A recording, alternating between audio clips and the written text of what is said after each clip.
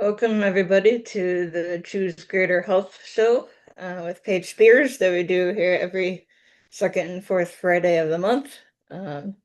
So, over to you, Paige. Okay, thank you, Emily. And Bruce, you can introduce yourself and tell the audience a bit about what you do in your professional practice. Thank you, Paige. Thanks for having me today. And I have a program called the Body Logic Experience, and it's a reset of the autonomic nervous system. We call it neuroresilience. You go through the program, and it changes the way you sense the world, which changes the way you react to the world. So we turn down or reset the polyvagal system is one of the things that the outcome of the program. So that's what we do. It happens very quickly, and it's what we call an embodied stimulation that leads to integration through awareness and recognition of how you interact with the environment. And That's don't really fascinating. And we were just talking about things like the vagus nerve and the nervous system in my brain injury support group online last night. And I'm in one that's local to me, based in Columbia, Missouri, and I'm about half an hour away from that in Fulton. And I'm also in two or three other support groups online. There's one called the Brain Exchange and another one called Seminole Spirit. And so that's been a good resource for me in my brain injury recovery journey. And so I've had to find a lot of my own resources after standard medicine did what they could. And what you do sounds really interesting. And what's it like when a client first comes to you? Well, most clients come to me for three different things. Performance is one of them. I have a lot of clients who are high performing CEOs, athletes, those types that want to have an edge, particularly the mental edge, so that they can perform at the highest level possible. And then the other types of people are, I started with sleep, people who had insomnia. The way I got into this, I'll explain that in a minute, but sleep was what was the entry point for this program. And so people come to me for sleep. And what I realize is that when they don't sleep well, they have insomnia, they usually have some type of anxiety underneath that. And even with brain injury, I have done some work with TBIs, and I've done work with, DID, which is a, dissociative identity disorder. And I've done work with people who have dysregulated brains. And we do one thing, we reset the autonomic nervous system. We take out or slow down the reactivity of the amygdala, which I'm sure that you understand what that is, the limbic system and the reactivity. And the result of that is a calmer, more energetically balanced brain and experience. And my background's rather unusual in terms of how I got to this point. I'm a PhD in human biology and sports science. I've been in human performance my whole life. I was a consultant to the University of Texas Athletic Department for 15 years. And during that time, I developed a software system for athletic training and rehabilitation. I ended up, distributing that system to the NFL, NBA, Major League Baseball, Division I sports, and over 450,000 athletic sessions trained a year. This was before the internet. And so that's my background in terms of human performance and optimizing how to in that case, strength, aerobic capacity, how to perform better as an athlete. Then we moved it into rehabilitation, physical rehabilitation, occupational rehabilitation. And so that was another way to actually help people, help in this case, therapists and coaches, help them help their clients to optimize their performance. Fast forward about 15 years after that, and I had a bout of insomnia, my own bout of insomnia. With that bout of insomnia, I got involved with, I took some Ambien, I had some other issues around insomnia, and I realized, wow, there's no really good way to actually improve our performance around sleep. The tools weren't there. And so I took some time. That sort of set me on a path. I didn't jump into it at full strength initially, but over time I went and got trained in cognitive behavioral therapy for insomnia. And that's a coaching program to help people sleep better. So once I got involved with helping people around sleep, I realized, oh, all these people have neurodysregulation. They have neurodysregulation and they're anxious. They're basically anxious. They're either anxious and can't fall asleep, or they're anxious and wake up at 2 a.m. So My that's general anxiety started out with just things that, well, the pharmaceuticals did not do me any good for that. In fact, quite the opposite. And that's what that plus combo hormonal birth control and Paxil and clonazepam long term is what caused the blood clots that got in my lungs and caused the oxygen deprivation. And that's sleep has been one of the issues that I've had in my recovery, starting even a month or two afterwards, although the spasticity in my lower left leg contributed a lot to that, although I'm still having some issues falling asleep even now, although now it might be more hormonal related, despite my improved nutrition and supplement protocols that put the anxiety into remission. Yeah, that's right. That's right. The hormones, and particularly the stress hormones, are going to knock off your sleep, your ability to sleep. Basically, it's going to impact your ability to sleep. So that's and it's part of everybody's life in today's world. With the way that our lives work, we have phones that keep our circadian rhythm disorganized. We generally don't move enough. Movement is key to balancing the neuroregulation. And then the big one is our phones not only keep us awake by having blue light that disrupt our circadian rhythm, but also it has so much information and we all get overwhelmed. I just got off the phone with a lady who was, she was, overwhelmed. She's someone I network with here in Austin, Texas. And she called me and says, I'm overwhelmed and at the end of my rope and I don't know what to do. Can you help me? And the answer to that is yes, because we go to the core, we go to the neurophysiology of the autonomic nervous system and we reset it. You're familiar a little bit with the polyvagal. Yeah. Last year I had the opportunity to talk to Stephen Porges at a conference I was at. And when I explained to him what I do and he experienced a little bit of it, he goes, oh, I get it. You reset the vagus nerve. And I said, that's right. We reset it. We change the threshold of sympathetic load so you don't react. We all react to things. And this lady I just got off the phone with, she said, well, I'm reacting to things that don't even matter. I said, yeah, that's what happens.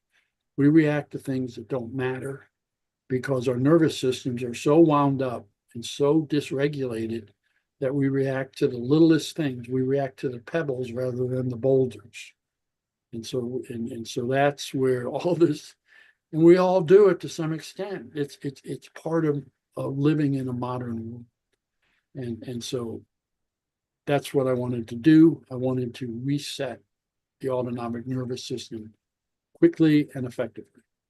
And yeah, that sounds really good. And that's what's needed. And that is something that would address the gaps in care between standard medicine and whole person focused options. And so, how have your clients found you? When my clients find me, I can be found at Body Logic EXP, or Body Logic Experience.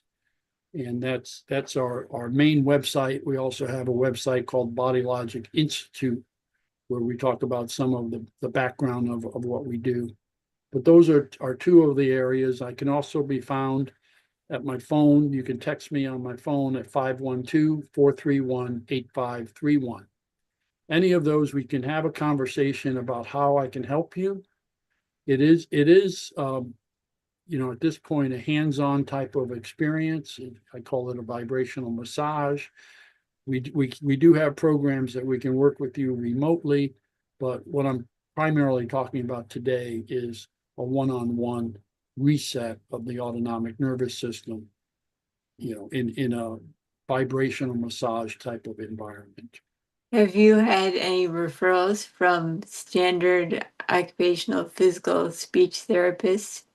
Or I've had a lot of referrals from functional medicine doctors, from psychotherapists, and a little bit from physical therapists, not so much occupational, but all of those people, anyone that's going to occupational or physical therapy has usually, experienced some type of accident or some type of injury. And there's always a psychological component to those types of things. One time, go ahead. I got referrals from outpatient therapy to neurofeedback and therapeutic horseback riding in my first year post-injury. And then from there, I learned about and connected my local support group facilitator with my functional neurologist. And she also had a chiropractor, I think her chiropractor, as a guest speaker at the first support group I went to. And so I took the names of the chiropractic clinics in the area and did some research and found mine that way. And I've also brought in one of my therapeutic horseback riding instructors as the guest speaker for our in-person group in Missouri. And I have an interview recorded with my OT from Illinois, where I first started therapeutic horseback riding. Yeah, exactly. Yeah, we do have one of our key personnel in our program is trained as an OT, and he's involved with massage and some horse therapy as well. And so I'm very familiar with those types of approaches, and they're very, and really horse training is about sensory balance, vestibular. It's about connecting the body and the mind, which is a key pathway to improve brain function. Yeah, and I also have done myofascial release and neuro movement and somatic and Franklin work. Yep. And all of those are effective. When I developed the Body Logic Experience, what I wanted it to do was be faster and more efficacious. And so literally people can come, even if you're not in Austin, Texas, people will fly in for a week. We can do 5 days back to back. And those 5 days will reset your autonomic nervous system quickly and efficiently. And you will experience integration during that week, but you'll also go home and experience integration when you get back into your day-to-day life. So we do work with people from remote settings.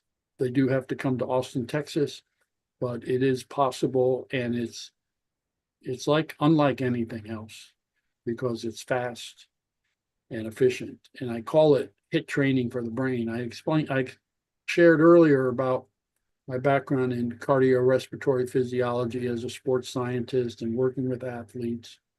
And of course, HIT training in the cardio world is about interval training, and it's faster and more efficient than slow and steady exercise to improve oxygen consumption and aerobic fitness.